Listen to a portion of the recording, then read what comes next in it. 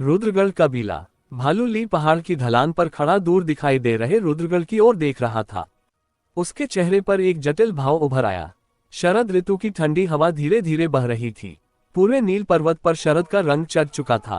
पेड़ों की पत्तियां कहीं पीली तो कहीं लाल हो गई थी और जंगली फलों से जंगल भरा पड़ा था।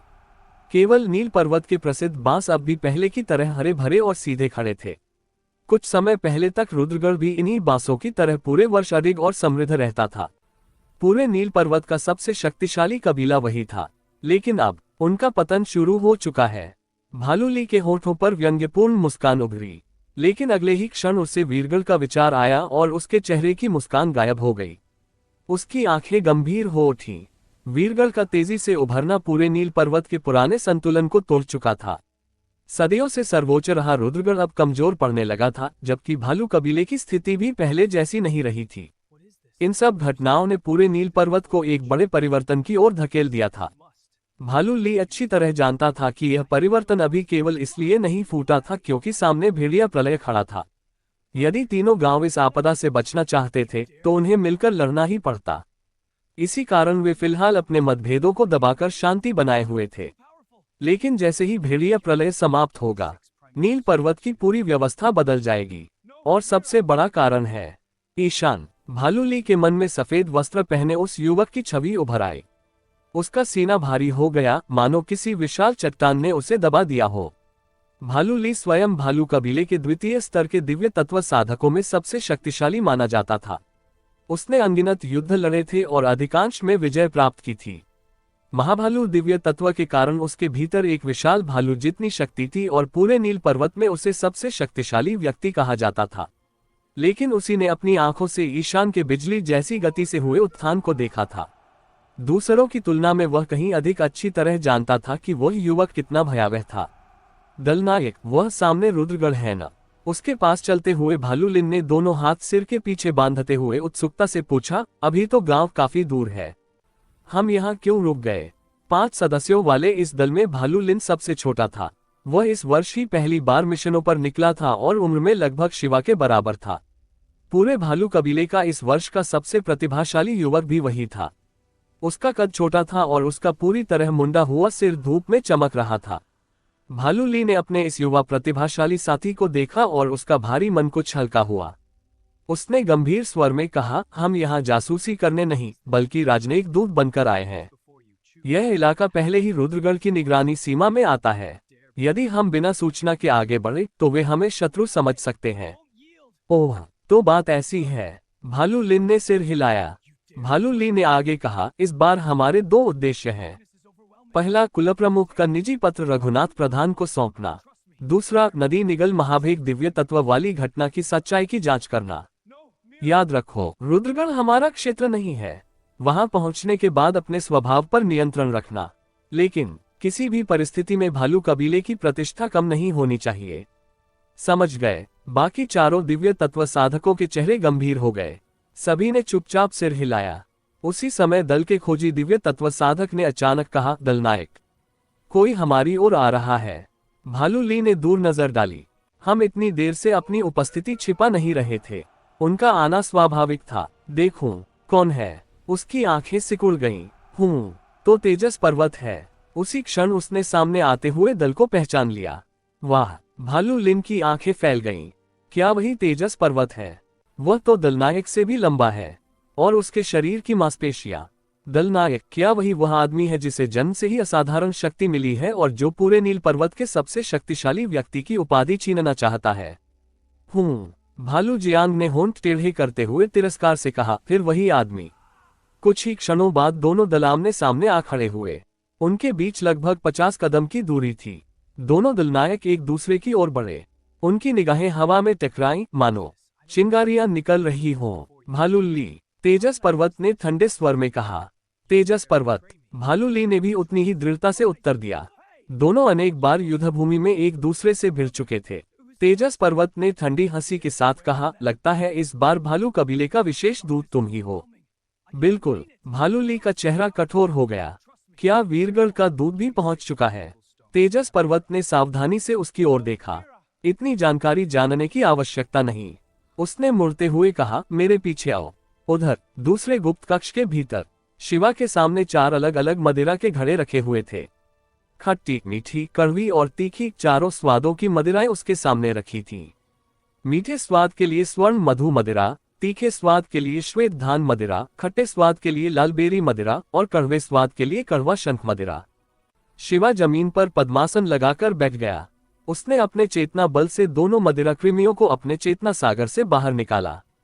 4 स्वाद मदिरा कृमि का निर्माण सामान्य दिव्य तत्वों के संयोजन से कुछ अलग था। दोनों मदिरा कृमि उसके आदेश का पालन करते हुए लालबेरी मदिरा से भरे घड़े में प्रवेश कर गए। घड़े के भीतर ही उनका संयोजन शुरू हो गया। कुछ ही क्षणों में एक चमकता हुआ श्वेत प्रकाश पुंज बन गया। उसका तेज इतना प्रबल था कि घड़े के भीतर से निकलकर दीवारों तक फैल गया। शिवा ने एक एक करके आदिम पत्थर घड़े में डालने शुरू किए। 1, 10, 50, 100। जब 100वां आदिम पत्थर डाला गया तब वह विशाल प्रकाश पुंज सिकुड़कर मुट्ठी जितना रह गया और मदिरा के भीतर तैरने लगा। इस समय तक लाल बेरी मदिरा पूरी तरह समाप्त हो चुकी थी। शिवा ने दूसरा घड़ा उठाया और उसमें भरी स्वर्ण मधु मदिरा उसी घड़े में उड़ेल दी। जैसे ही मधु मदिरा प्रकाश पुंज से मिली वह फिर से फैलकर पहले जितना बड़ा हो गया। शिवा के माथे पर पसीना छलक आया।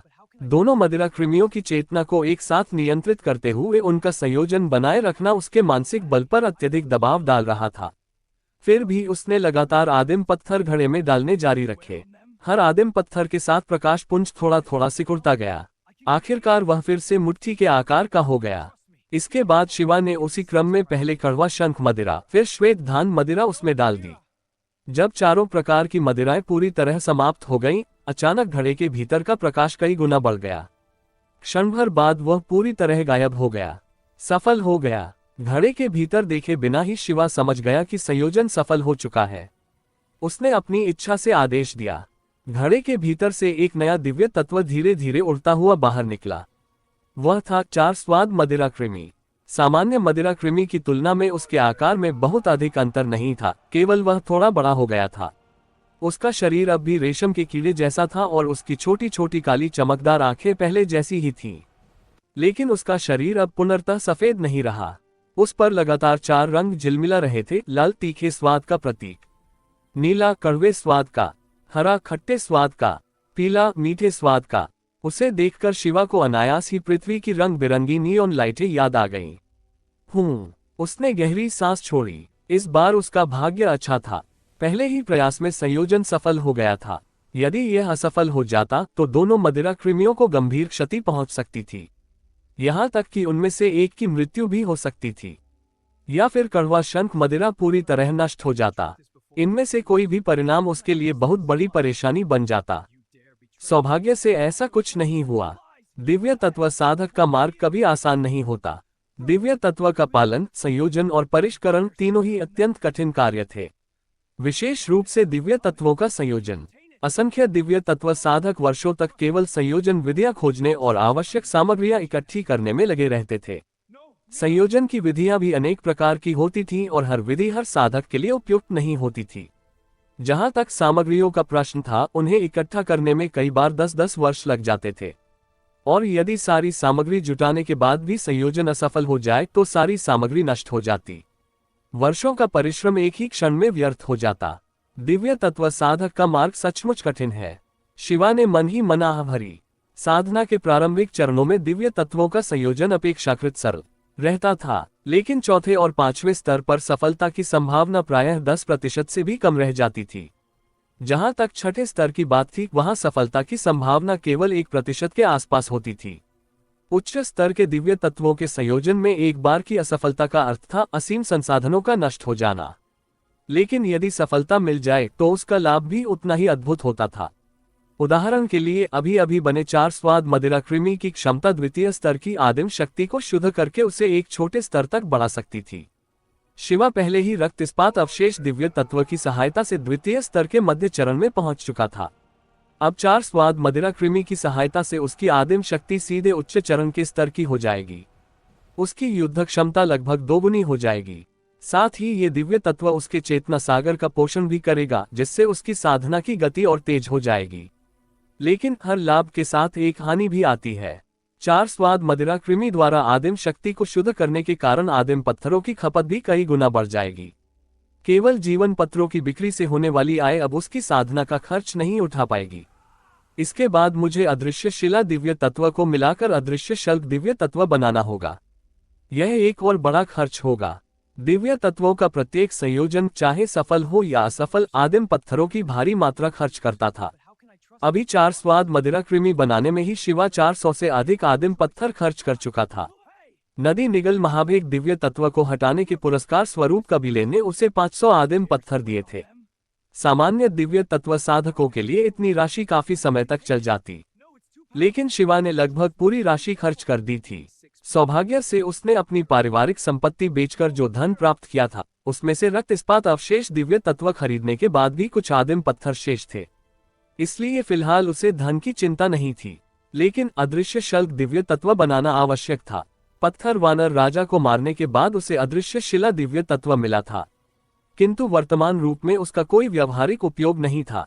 वह केवल शरीर को अदृश्य बना सकता था, अर्थात यदि शिवा उसका उपयोग करता तो उसका शरीर तो गायब हो जाता, लेकिन उसके वस्त्र, कलाई के रक्षक, पैरों की पट्टियां और बांस की बनी जूतियां सब कुछ साफ दिखाई देता। पत्थर वानर राजा के लिए यह समस्या नहीं थी। वह तो एक जंगली पशु था और उसे वस्त्र पहनने की आवश्यकता ही नहीं थी। लेकिन शिवा के लिए स्थिति अत्यंत विचित्र हो जाती। यदि वह वास्तव में अदृश्य होना चाहता तो उसे अपने सारे कपड़े उतारने पड़ते, अन्यथा लोग उसके शरीर को भले न देख पाते, लेकिन हवा में चलता हुआ द्वितीय स्तर के दिव्य तत्व साधक का पूरा परिधान साफ दिखाई देता। अदृश्य शिला दिव्य तत्व केवल प्रथम स्तर का दिव्य तत्व था। यदि उसे उन्नत करके द्वितीय स्तर का अदृश्य शल्क दिव्य तत्व बना दिया जाए तो यह समस्या पूरी तरह समाप्त हो जाती। अदृश्य शल्क दिव्य तत्व शरीर के साथ साथ वस्त्रों को भी अदृश्य कर सकता था। यदि उस समय पत्थर वानर राजा के पास यही दिव्य तत्व होता तो शिवा द्वारा उसके ऊपर फेंकी गई कमीज भी उसी क्षण अदृश्य हो जाती। यदि उस समय पत्थर वानर राजा के पास अदृश्य शल्क दिव्य तत्व होता तो शिवा उसके विरुद्ध जीत पाता या नहीं, ये कहना कठिन होता। अदृश्य शल्क दिव्य तत्व का निर्माण केवल अदृश्य शिला दिव्य तत्व से नहीं हो सकता था। इसके लिए कुछ अन्य सामग्रियों की भी आवश्यकता थी। सौभाग्य से वे सभी सामान्य वस्तुएं थीं। शिवा पहले ही वीर को उन्हें इकट्ठा करने का कार्य सौंप चुका था। यदि मैं अदृश्य शल्क दिव्य तत्व बना लूं तो उस गुप्त गुफा में आना जाना अत्यंत सरल हो जाएगा, और आने वाले भेड़िया प्रलय के दौरान भी मैं इसी दिव्य तत्व की सहायता से शत्रुओं पर अचानक प्रहार करके तुरंत सुरक्षित पीछे हट सकूंगा। शिवा मन ही मन आगे की योजनाएं बनाने लगा। धीरे धीरे संध्या होने लगी। उसने चार स्वाद मदिरा कृमि को वापस अपने चेतना सागर में रखा और गुफा से बाहर निकलकर गांव की ओर चल पड़ा। नदी निगल महाभेग दिव्य तत्व को हटाने के बाद वह पूरे रुद्रगढ़ का चर्चित व्यक्ति बन चुका था। इन दिनों जहां भी वह जाता, लोगों का ध्यान तुरंत उसी पर चला जाता। यदि वह लंबे समय तक उस गुप्त गुफा में रुकता तो लोगों को संदेह होना स्वाभाविक था, इसलिए वह अधिक देर वहां नहीं ठहरा। जब वह गांव के मुख्य द्वार के पास पहुंचा, तभी वहां शक्ति परीक्षण का एक मुकाबला समाप्त हुआ था। भालूली का दल विजयी मुद्रा में खड़ा था। दूसरी ओर तेजस पर्वत का दल और द्वार की रक्षा कर रहे दिव्य तत्व साधकों के चेहरे बेहद गंभीर थे। यद्यपि भालूली का कद तेजस पर्वत जितना ऊंचा नहीं था, लेकिन इस समय उसके चेहरे पर ऐसा आत्मविश्वास था मानो वह सब पर दृष्टि रखता हो। उसने धीमे स्वर में कहा, तेजस पर्वत, मानता हूं कि तुम्हें जन्मजात असाधारण शक्ति प्राप्त है, लेकिन मेरे पास भूरा भालू जन्मजात शक्ति दिव्य तत्व है। उसकी बदौलत मेरे भीतर एक विशाल भालू जितनी शक्ति है। अभी जो मुकाबला हुआ तुमने स्वयं देख लिया। तुम अब भी मेरे बराबर नहीं हो। पास खड़ी भालू जियान व्यंग्य से हंसी। तुम पूरे नील पर्वत का सबसे शक्तिशाली व्यक्ति कहलाना चाहते हो। सपने देखते रहो। तेजस पर्वत का चेहरा कठोर हो गया। वह भली भांति समझ रहा था कि सामने वाले ने उसे जानबूझकर चुनौती दी थी। ये केवल व्यक्तिगत प्रतिस्पर्धा नहीं थी, इसके पीछे दोनों कबीलों की राजनीति भी छिपी हुई थी। उसकी हार केवल उसकी अपनी हार नहीं थी, इससे पूरे रुद्रगढ़ की प्रतिष्ठा को आघात पहुंचा था। कुछ क्षण मौन रहने के बाद उसने ठंडे स्वर में कहा, मुझे हराकर इतना गर्व मत करो। तुम्हें शायद यह नहीं पता कि मैं अब हमारे कबीले का सबसे शक्तिशाली व्यक्ति नहीं रहा। वह हल्का सा मुस्कुराया। यदि सचमुच अपनी शक्ति पर इतना भरोसा है तो पहले शिवा को हराकर दिखाओ, उसके बाद बड़े बड़े दावे करना। शिवा, भालूली ने भौहें सिकोड़ ली। मैंने तो केवल इतना सुना था कि रुद्रगढ़ में एक उच्च स्तर की प्रतिभा वाला युवक है जिसका नाम राघव है, लेकिन ये शिवा कौन है? तेजस पर्वत उपहास से हंसा। शिवा राघव का बड़ा भाई है। उसे भी जन्मजात असाधारण शक्ति प्राप्त है और उसके पास भी शक्ति बढ़ाने वाला दिव्य तत्व है। कुछ ही समय पहले उसी ने अकेले अपने बल पर पंचम स्तर के नदी निगल महाभेग दिव्य तत्व को 100 मीटर से भी अधिक दूर धकेल दिया था और अंततः उसे यहां से भगा दिया। यदि मेरी बात पर विश्वास नहीं है तो गांव में किसी से भी पूछ लेना। ये सुनते ही भालूली के पूरे दल के चेहरे बदल गए। पंचम स्तर का नदी निगल महाभेग दिव्य तत्व शिवा, ये नाम उसी क्षण उनके मन में गहराई से अंकित हो गया। स्विश स्विश स्विश 3 विशाल चंद्रधारें जिनका आकार लगभग एक चेहरे जितना था, नीली रहस्यमयी चमक बिखेरती हुई हवा को चीरती आगे बढ़ी। ची अगले ही क्षण 16-17 जैद नेत्र पत्थर वानर वहीं ढेर हो गए। जो वानरों का झुंड शिवा का पीछा कर रहा था उसका लगभग आधा भाग एक ही वार में समाप्त हो गया। शिवा अपनी जगह से तनिक भी नहीं हटा। पीछे हटने के बजाय उसने अपना दायां हाथ उठाया और लगातार 3 बार हवा में प्रहार किया। स्विश स्विश स्विश तीनों चंद्रधारे पत्थर वानरों के झुंड को चीरती हुई निकल गईं। जिस भी वानर के संपर्क में वे आईं, वह तुरंत 2 टुकड़ों में बढ़ गया। वानरों के शव जमीन पर गिरते ही पत्थरों के टुकड़ों में बिखर गए। उनकी आंखें फिर से जैद मोतियों में बदल गईं, जो रक्त से भीगी धरती पर लुढ़कने लगी। शिवा ने अपने चेतना सागर का निरीक्षण किया। उसके भीतर अब भी गहरे लाल रंग की आदिम शक्ति का आधे से अधिक भाग शेष था। पहले चंद्र आभा दिव्य तत्व से एक चंद्रधार छोड़ने के लिए हल्के लाल रंग की आदिम शक्ति का लगभग 10% खर्च होता था। जब वह द्वितीय स्तर के प्रारंभिक चरण में था तब वह अधिकतम 4 बार ही चंद्रधार चला सकता था। मध्य चरण में पहुंचने के बाद ये संख्या बढ़कर 8 हो गई थी और उच्च चरण में ये दोगुनी होकर 16 तक पहुंच जाती। यद्यपि शिवा वास्तव में अभी द्वितीय स्तर के उच्च चरण में नहीं पहुंचा था, लेकिन 4 स्वाद मदिरा कृमि द्वारा शुद्ध की गई उच्च चरण की आदिम शक्ति के कारण वह व्यावहारिक रूप से उसी स्तर की शक्ति का उपयोग कर पा रहा था। उसकी युद्ध क्षमता कई गुना बढ़ चुकी थी। यदि पहले ऐसी 70-80 पत्थर वानरों की भीड़ उसका पीछा करती तो उसे लड़ते हुए पीछे हटना पड़ता, लेकिन अब वह केवल चंद्रधारे चलाकर कुछ ही क्षणों में अधिकांश वानरों का सफाया कर देता था। बाकी बचे वानर भयभीत होकर भाग खड़े हुए। सिर्फ 2 दिनों में मैंने 3 पत्थर के स्तंभ साफ कर दिए। मेरी गति पहले की तुलना में कई गुना बढ़ चुकी है। यदि यही रफ्तार बनी रही तो लगभग आधे महीने में मैं पत्थर वन के मध्य भाग तक पहुंचने का रास्ता फिर से खोल दूंगा। शिवा मन ही मन गणना करने लगा। उसे मदिरा सन्यासी की व्यवस्था अच्छी तरह समझ आने लगी थी। उसकी शैली को देखकर पत्थर वन के मध्य स्थित भूमिगत गुफा ही अगली परीक्षा होनी चाहिए। संभव है कि वहां एक और पृथ्वी खजाना पुष्ट दिव्य तत्व हो। मेरा अनुमान है कि मदिरा सन्यासी की विरासत अब लगभग समाप्त होने वाली है। वह पहले ही गंभीर रूप से घायल था, इसलिए उसने जल्दबाजी में यह विरासत तैयार की थी। संभवतः अब अधिकतम 2 परीक्षाएं ही शेष हैं। उसे फिर वही दृश्य याद आया। रक्त से लथपथ मदिरा सन्यासी जो मृत्यु के अंतिम क्षणों में था। अपने पिछले जीवन के विशाल अनुभव के आधार पर शिवा ने यही निष्कर्ष निकाला। मदिरा सन्यासी के पास यह विरासत तैयार करने के लिए बहुत कम समय था। वह इससे अधिक विस्तृत व्यवस्था नहीं कर सकता था। बेशक यह एक अपवाद था। सामान्यतः कोई भी दिव्य तत्व साधक अपनी विरासत तैयार करने में वर्षों लगा देता था। कुछ विशाल विरासतें तो केवल 10-10 वर्षों के अंतराल पर खुलती थीं। कुछ विरासतें तो अलग अलग स्थानों पर बांट दी जाती थीं, यहाँ तक कि संसार के अलग अलग छोरों पर भी। ऐसी विरासतों की सभी परीक्षाएं पूरी करने में बाद की पीढ़ियों को कई दशक तक लग जाते थे। कुछ विरासतें तो किसी एक दिव्य तत्व साधक के जीवन काल में भी पूरी नहीं हो पाती थीं। अक्सर वह अधूरा कार्य अपनी संतानों के लिए छोड़ जाता था। मदिरा सन्यासी की विरासत केवल एक छोटी विरासत है। इसकी सबसे बड़ी कमी यह है कि इसमें मिलने वाली वस्तुएं बहुत कम हैं, लेकिन यही इसकी सबसे बड़ी विशेषता भी है।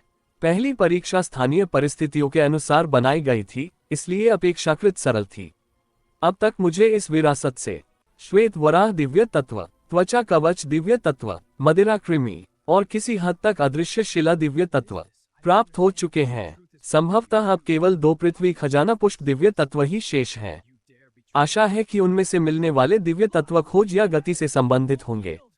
समय तेजी से बीत गया। शरद ऋतु समाप्त हुई और शीत ऋतु आ पहुंची। सर्दियों की पहली बर्फबारी शुरू हो चुकी थी। आकाश धूसर बादलों से ढका हुआ था। बर्फ के हल्के हल्के फाहे पूरे नील पर्वत पर गिर रहे थे। शिवा अकेला बर्फ से ढके जंगल में आगे बढ़ रहा था। वह अभी अभी पत्थर की दरार के भीतर स्थित गुप्त गुफा से निकलकर रुद्रगढ़ लौट रहा था। उसके चेहरे पर हल्की उदासी थी। 2 महीने से अधिक समय बीत चुका है, लेकिन पत्थर वन में मेरी प्रगति बहुत धीमी रही है।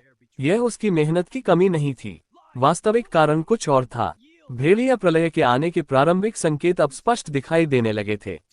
सर्दियों में भोजन की कमी हो जाती थी, इसलिए बढ़ते हुए भेड़ियों के झुंड अब पहले से कहीं बड़े क्षेत्र में शिकार करने लगे थे।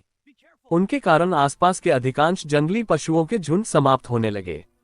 छोटे छोटे पशु प्रकोप बार बार होने लगे। इसी के साथ झुंड से निकाले गए घायल और अपन बिजली भेड़िए भी इधर उधर भटकने लगे। वे आपस में छोटे छोटे झुंड बनाकर अब गांव के आसपास दिखाई देने लगे थे। यद्यपि उन्होंने अभी तक सीधे गांव पर हमला शुरू नहीं किया था, लेकिन शिकारी परिवार अब पहाड़ पर शिकार करने जाना बंद कर चुके थे। कभी कभी कुछ ग्रामीण भी भेड़ियों का शिकार बन जाते थे। इस कारण रुद्रगढ़ ने बड़ी संख्या में दिव्य तत्व साधकों को सफाई अभियान पर भेज दिया। हर दिशा में गश्त बढ़ा दी गई। अनेक खोजी दिव्य तत्व साधक भी लगातार आसपास घूम रहे थे। इसी कारण शिवा ने समझदारी दिखाते हुए पत्थर की दरार वाली गुप्त गुफा में जाना बहुत कम कर दिया। स्वाभाविक रूप से इससे पत्थर वन में उसकी प्रगति भी बहुत धीमी हो गई। उसी समय ठंडी हवा और अधिक प्रचंड हो गई। बर्फ तेजी से गिरने लगी। अचानक एक गहरी भेड़िए की गर्जना बर्फीली हवा में गूंज उठी। शिवा तुरंत रुक गया। उसकी आंखें सतर्कता से चारों ओर घूमने लगीं। कुछ ही क्षणों में लगभग 20 से अधिक बिजली भेड़ियों का एक छोटा झुंड उसकी दृष्टि में आ गया। फिर से शिवा ने धीमे स्वर में कहा, यह इस महीने 8वां पशु झुंड था जिससे उसका सामना हुआ था। लेकिन इस बार परिस्थिति कुछ अलग थी। अब भेड़ियों के झुंड गांव के इतना निकट आने लगे हैं। जल्द ही कबीले के दिव्य तत्व साधकों की गतिविधियां और बढ़ जाएंगी। पत्थर की दरार वाली गुप्त गुफा भी गांव से अधिक दूर नहीं है।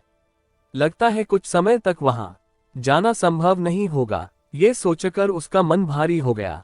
मनुष्य की यात्रा कभी सरल नहीं होती। हर कदम पर कोई न कोई बाधा सामने आ ही जाती है। उधर बिजली भेड़ियों का झुंड तेजी से उसकी ओर बढ़ने लगा। हुआ तीखी हुआ की आवाजों के साथ वे एक एक करके शिवा पर टूट पड़े। शिवा ने मन ही मन आदेश दिया, चंद्र आभा दिव्य तत्व। क्षण भर में एक नीली चंद्रधार उसके हाथ से निकलकर बर्फीली हवा को चीरती हुई आगे बढ़ी। उसने 3 घायल बिजली भेड़ियों का सिर एक ही वार में काट दिया। लेकिन चौथे भेड़िए ने अचानक जमीन पर लुढ़क कर बड़ी चतुराई से उस प्रहार से स्वयं को बचा लिया। यद्यपि ये सभी झुंड से निकाले गए अपन भेड़िए थे, कुछ अंधे थे, कुछ की पूंछ कटी हुई थी, फिर भी उनके युद्ध का अनुभव अत्यंत समृद्ध था। वे अत्यंत धूर्त और चालाक थे। यदि कोई सामान्य द्वितीय स्तर का मध्य चरण का दिव्य तत्व साधक ऐसे झुंड से घिर जाता तो उसके लिए स्थिति अत्यंत संकटपूर्ण हो जाती। लेकिन शिवा के चेहरे पर तनिक भी घबराहट नहीं थी। उसके अनगिनत युद्धों का अनुभव और 4 स्वाद मदिरा कृमि द्वारा शुद्ध की गई उच्च चरण की आदिम शक्ति, यही उसका सबसे बड़ा आत्मविश्वास था। मारो मारो मारो। अपन बिजली भेड़ियों के संयुक्त आक्रमणों के बीच शिवा अत्यंत फुर्ती से घूमता रहा।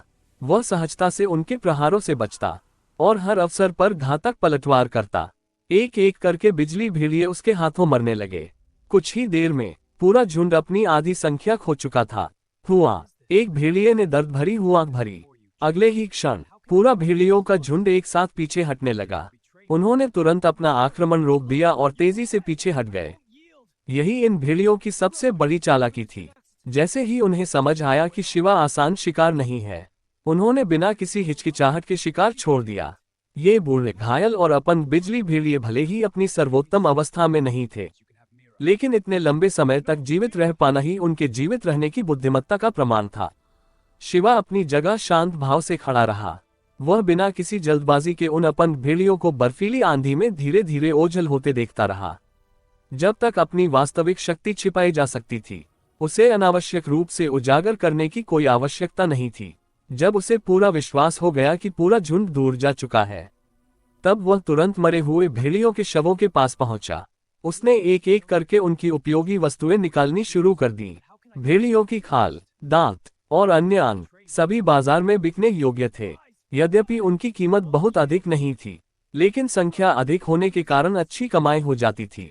पिछले 2 महीनों में ऐसे ही अपन बिजली भेड़ियों का शिकार करके शिवा ने काफी धन अर्जित किया था। मरे हुए भेड़ियों के शरीर से बहता रक्त अभी भी गर्म था। कुछ भेड़ियों में जीवन की अंतिम सांसें बाकी थीं।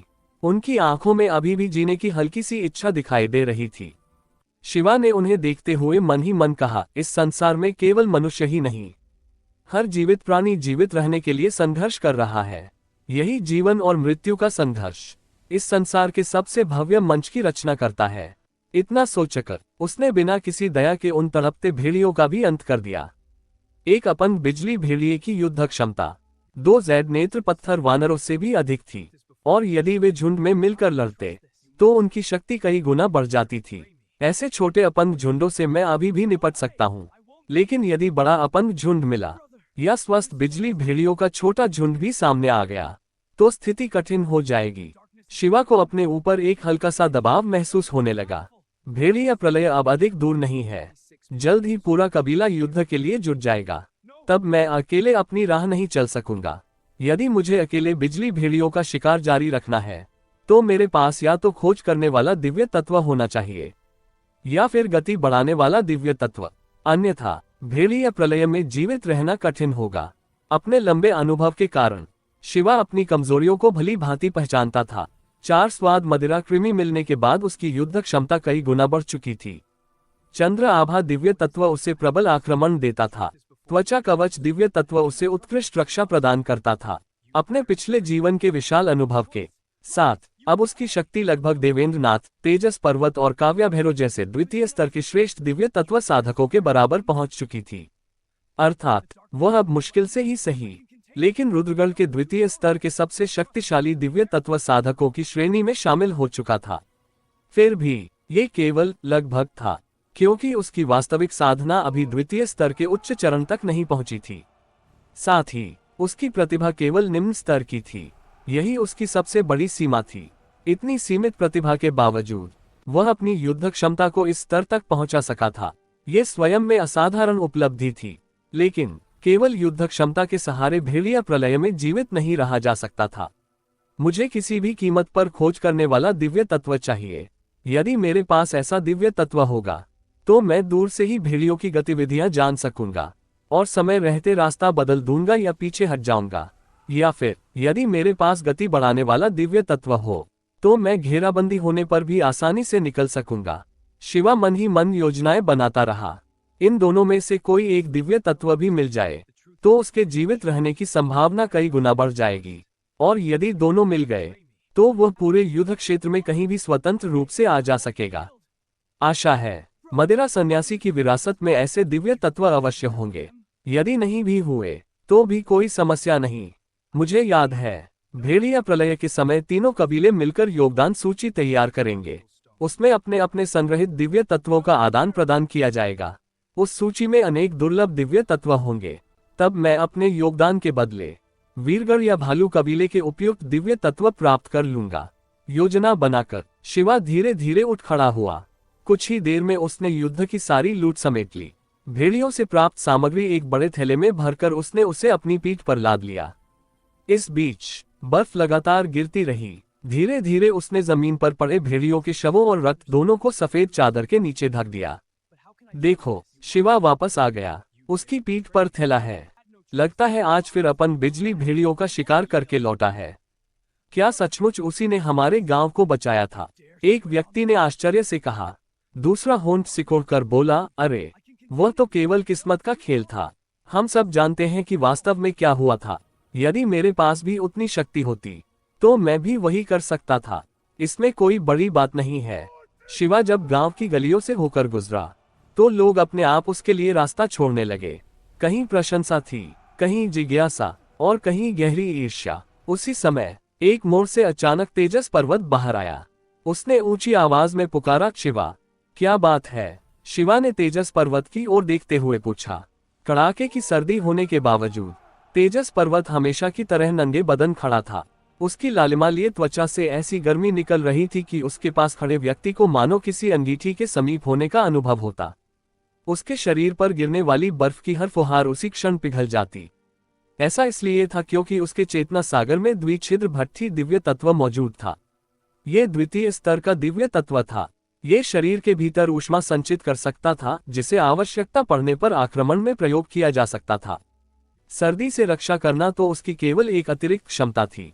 तेजस पर्वत ने कुछ क्षण तक शिवा को देखा। उसके चेहरे पर जटिल भाव उभर आए। फिर उसने गंभीर स्वर में पूछा, क्या तुम्हें पता है कि पिछले कुछ दिनों से भालूली तुम्हें शक्ति परीक्षण के लिए लगातार ढूंढ रहा है? हाँ, पता है। शिवा ने शांत भाव से सिर हिलाया। तेजस पर्वत ने गहरी सांस ली। भालूली का तुम्हें चुनौती देना केवल साधारण प्रतियोगिता नहीं है। इसके पीछे तीनों कबीलों के गठबंधन में हितों के बंटवारे का प्रश्न जुड़ा हुआ है। भेड़िया प्रलय के समय यदि तीनों कबीले एकजुट न हो तो उनका विनाश निश्चित है। लेकिन गठबंधन बनने के बाद सबसे बड़ा प्रश्न ये होता है कि लाभ और संसाधनों का विभाजन कैसे होगा। इन्हीं बातों को लेकर पिछले कई दिनों से तीनों कबीले आमने सामने हैं। शिवा ने उसकी ओर देखा। उसे तुरंत समझ आ गया कि तेजस पर्वत उससे मिलने क्यों आया था। सबसे कठिन कार्य युद्ध नहीं, बल्कि वार्ता होती है। अपने अपने हितों के लिए तीनों कबीले एक इंच भी पीछे हटने को तैयार नहीं थे। हर पक्ष अधिक से अधिक लाभ चाहता था। बातचीत की मेज पर तलवारें नहीं थीं, लेकिन वातावरण फिर भी युद्ध भूमि जितना तनावपूर्ण था। सब अपनी बुद्धि और चालों से एक दूसरे पर बढ़त पाने का प्रयास कर रहे थे। इस संसार के मूल्य क्रम में सबसे ऊपर शक्ति थी, उसके बाद ही रक्त संबंध का स्थान आता था। नील पर्वत के तीनों कबीले पीढ़ियों से एक दूसरे के प्रतिद्वंद्वी थे। उनके बीच पुराने और गहरे वैर मौजूद थे। ऐसी स्थिति में केवल रिश्तेदारी उनके मतभेद समाप्त नहीं कर सकती थी। अंततः निर्णय शक्ति से ही होता था। पृथ्वी पर देश अपनी शक्ति दिखाने के लिए सैन्य अभ्यास करते थे। उसी प्रकार इस संसार में विभिन्न गुट अपनी शक्ति प्रदर्शित करने के लिए दिव्य तत्व प्रतियोगिताएं आयोजित करते थे। जो पक्ष अधिक शक्तिशाली सिद्ध होता, उसे वार्ताओं में भी अधिक लाभ प्राप्त होता। इसी कारण भालूली ने शिवा को शक्ति परीक्षण की चुनौती दी थी। जैसा शिवा ने अनुमान लगाया था, तेजस पर्वत आगे बोला, मैं पहले ही भालूली से मुकाबला कर चुका हूं। उसके पास भूरा भालू जन्मजात बल दिव्य तत्व है। उसकी सहायता से उसमें एक विशाल भालू जितनी शक्ति आ जाती है। इसके अतिरिक्त उसके पास महाभालू दिव्य तत्व भी है, जो उसकी शक्ति में एक और भालू का बल जोड़ देता है। अर्थात उसके पास कुल मिलाकर 2 भालुओं के बराबर शक्ति है। मैं चाहे जितना स्वीकार न करना चाहूं, लेकिन मैं उसके सामने टिक नहीं पाया। यदि केवल शक्ति की बात करें तो इस समय नील पर्वत का सबसे शक्तिशाली व्यक्ति वही है। कुछ क्षण रुककर उसने आगे कहा, अब मुख्य बात सुनो। तुम्हारी शक्ति लगभग मेरी बराबर है, इसलिए तुम भी उसके प्रतिद्वंद्वी नहीं हो। लेकिन तुम ये मुकाबला हार नहीं सकते। तुम वही व्यक्ति हो जिसने नदी निगल महाभेग दिव्य तत्व को भगाया था। पूरे नील पर्वत को बचाने वाले नायक के रूप में लोग तुम्हें जानते हैं। यदि तुम हार गए तो हमारे रुद्रगढ़ के हितों को भारी नुकसान उठाना पड़ेगा। इसलिए कबीले के हित के लिए अपना व्यक्तिगत सम्मान त्याग दो और इस मुकाबले से दूर रहो। शिवा चुपचाप उसकी ओर देखता रहा। तेजस पर्वत ने अपनी दृष्टि झुका ली। मुझे पता है, ये बात तुम्हारे लिए स्वीकार करना आसान नहीं है। आखिरकार मुकाबले से बचना किसी भी व्यक्ति की प्रतिष्ठा को गहरा आघात पहुंचाता है। लेकिन ये सब कबीले के हित के लिए है। यदि तुम हार गए तो कबीले को इससे कहीं अधिक नुकसान उठाना पड़ेगा। कबीले ने हमें पाला पोसा है, इसलिए उसके लिए योगदान देना हमारा कर्तव्य है। इस समय कबीले को तुम्हारी आवश्यकता है। यदि कबीले के लिए तुम्हें अपनी प्रतिष्ठा का त्याग करना पड़े तो ये स्वाभाविक है। हाँ, ये पूरा मामला मेरी वजह से शुरू हुआ था, इसलिए व्यक्तिगत रूप से सद्भावना के प्रतीक के रूप में मैं तुम्हें इसका कुछ प्रतिफल देना चाहता हूँ। ये कहते हुए उसने शिवा की ओर एक भारी थैली बढ़ा दी। शिवा ने थैली हाथ में लेकर उसका वजन आंका, फिर हल्की मुस्कान के साथ बोला, तो मेरी प्रतिष्ठा की कीमत केवल 200 आदिम पत्थर है। उसकी आवाज में छिपा व्यंग्य तेजस पर्वत से छिपा नहीं रहा। उसकी दृष्टि तुरंत कठोर हो गई। वह गंभीर स्वर में बोला, शिवा, इस बात पर मन में कोई रोष मत रखना। अभी तक मैं तुमसे विनम्रता से बात कर रहा था, लेकिन सच यह है कि मैं यहाँ एक दूत बनकर आया हूँ। इस प्रतियोगिता से दूर रहना कबीले के उच्च अधिकारियों का आदेश है। तुम इसके बारे में चाहे जो सोचो, यह एक आदेश है। मुझे आशा है कि तुम अपनी स्थिति को समझोगे। इतना कहकर वह मुड़ा और बर्फ पर गहरे पदचिह्न छोड़ता हुआ चला गया। शिवा शांत भाव से उसकी जाती हुई पीठ को देखता रहा। उसकी आंखों में समझ की हल्की चमक उभरी। सबसे अधिक लाभ पाने के लिए कबीले ने नदी निगल महाभेग दिव्य तत्व की घटना को वार्ता का एक दांव बना लिया है। आखिर वह पूरे नील पर्वत के लिए एक बड़ा खतरा था। उस दांव का प्रभाव समाप्त करने के लिए ही भालू कबीले ने भालूली को मुझे चुनौती देने भेजा है।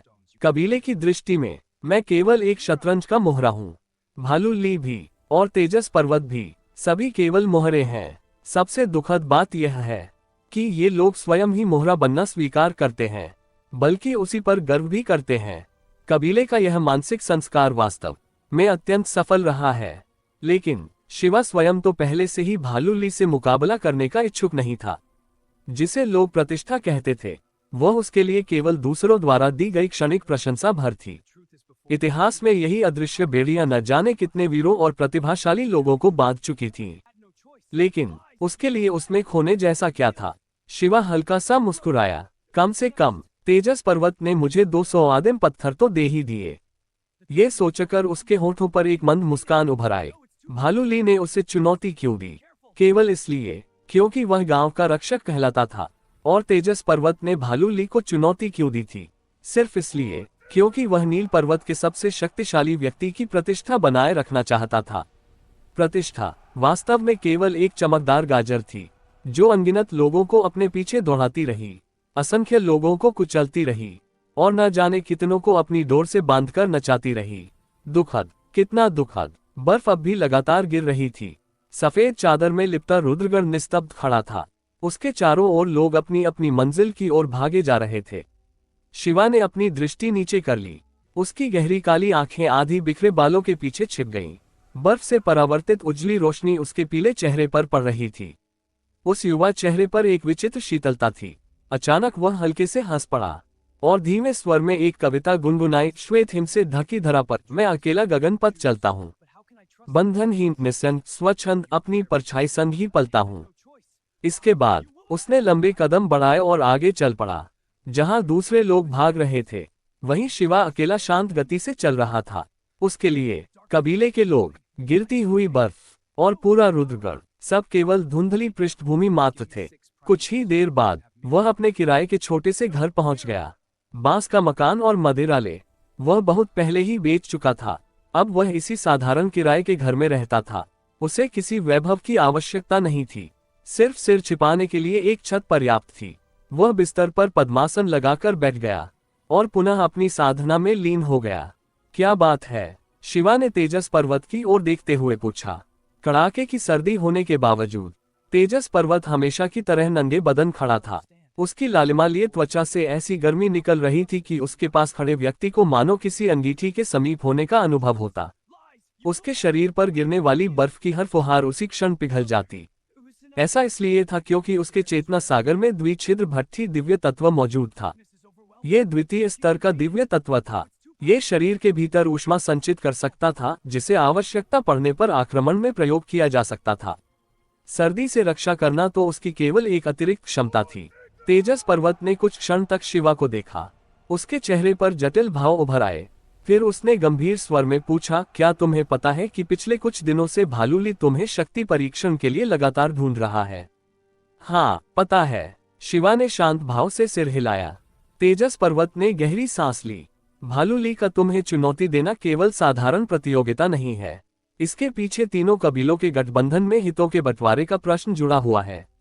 भेड़िया प्रलय के समय यदि तीनों कबीले एकजुट न हो तो उनका विनाश निश्चित है। लेकिन गठबंधन बनने के बाद सबसे बड़ा प्रश्न ये होता है कि लाभ और संसाधनों का विभाजन कैसे होगा। इन्हीं बातों को लेकर पिछले कई दिनों से तीनों कबीले आमने सामने हैं। शिवा ने उसकी ओर देखा। उसे तुरंत समझ आ गया कि तेजस पर्वत उससे मिलने क्यों आया था। सबसे कठिन कार्य युद्ध नहीं, बल्कि वार्ता होती है। अपने अपने हितों के लिए तीनों कबीले एक इंच भी पीछे हटने को तैयार नहीं थे। हर पक्ष अधिक से अधिक लाभ चाहता था। बातचीत की मेज पर तलवारें नहीं थीं, लेकिन वातावरण फिर भी युद्ध भूमि जितना तनावपूर्ण था। सब अपनी बुद्धि और चालों से एक दूसरे पर बढ़त पाने का प्रयास कर रहे थे। इस संसार के मूल्य क्रम में सबसे ऊपर शक्ति थी, उसके बाद ही रक्त संबंध का स्थान आता था। नील पर्वत के तीनों कबीले पीढ़ियों से एक दूसरे के प्रतिद्वंद्वी थे। उनके बीच पुराने और गहरे वैर मौजूद थे। ऐसी स्थिति में केवल रिश्तेदारी उनके मतभेद समाप्त नहीं कर सकती थी। अंततः निर्णय शक्ति से ही होता था। पृथ्वी पर देश अपनी शक्ति दिखाने के लिए सैन्य अभ्यास करते थे, उसी प्रकार इस संसार में विभिन्न गुट अपनी शक्ति प्रदर्शित करने के लिए दिव्य तत्व प्रतियोगिताएं आयोजित करते थे। जो पक्ष अधिक शक्तिशाली सिद्ध होता, उसे वार्ताओं में भी अधिक लाभ प्राप्त होता। इसी कारण भालू ली ने शिवा को शक्ति परीक्षण की चुनौती दी थी। जैसा शिवा ने अनुमान लगाया था, तेजस पर्वत आगे बोला, मैं पहले ही भालू ली से मुकाबला कर चुका हूँ। उसके पास भूरा भालू जन्मजात बल दिव्य तत्व है। उसकी सहायता से उसमें एक विशाल भालू जितनी शक्ति आ जाती है। इसके अतिरिक्त उसके पास महाभालू दिव्य तत्व भी है, जो उसकी शक्ति में एक और भालू का बल जोड़ देता है। अर्थात उसके पास कुल मिलाकर 2 भालुओं के बराबर शक्ति है। मैं चाहे जितना स्वीकार न करना चाहूं, लेकिन मैं उसके सामने टिक नहीं पाया। यदि केवल शक्ति की बात करें, तो इस समय नील पर्वत का सबसे शक्तिशाली व्यक्ति वही है। कुछ क्षण रुककर उसने आगे कहा, अब मुख्य बात सुनो। तुम्हारी शक्ति लगभग मेरी बराबर है, इसलिए तुम भी उसके प्रतिद्वंद्वी नहीं हो, लेकिन तुम ये मुकाबला हार नहीं सकते। तुम वही व्यक्ति हो जिसने नदी निगल महाभेग दिव्य तत्व को भगाया था। पूरे नील पर्वत को बचाने वाले नायक के रूप में लोग तुम्हें जानते हैं।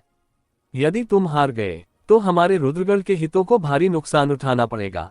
इसलिए कबीले के हित के लिए अपना व्यक्तिगत सम्मान त्याग दो और इस मुकाबले से दूर रहो। शिवा चुपचाप उसकी ओर देखता रहा। तेजस पर्वत ने अपनी दृष्टि झुका ली। मुझे पता है, ये बात तुम्हारे लिए स्वीकार करना आसान नहीं है। आखिरकार मुकाबले से बचना किसी भी व्यक्ति की प्रतिष्ठा को गहरा आघात पहुंचाता है, लेकिन ये सब कबीले के हित के लिए है। यदि तुम हार गए, तो कबीले को इससे कहीं अधिक नुकसान उठाना पड़ेगा। कबीले ने हमें पाला पोसा है, इसलिए उसके लिए योगदान देना हमारा कर्तव्य है। इस समय कबीले को तुम्हारी आवश्यकता है। यदि कबीले के लिए तुम्हें अपनी प्रतिष्ठा का त्याग करना पड़े, तो ये स्वाभाविक है। हाँ, ये पूरा मामला मेरी वजह से शुरू हुआ था, इसलिए व्यक्तिगत रूप से सद्भावना के प्रतीक के रूप में मैं तुम्हें इसका कुछ प्रतिफल देना चाहता हूँ। ये कहते हुए उसने शिवा की ओर एक भारी थैली बढ़ा दी।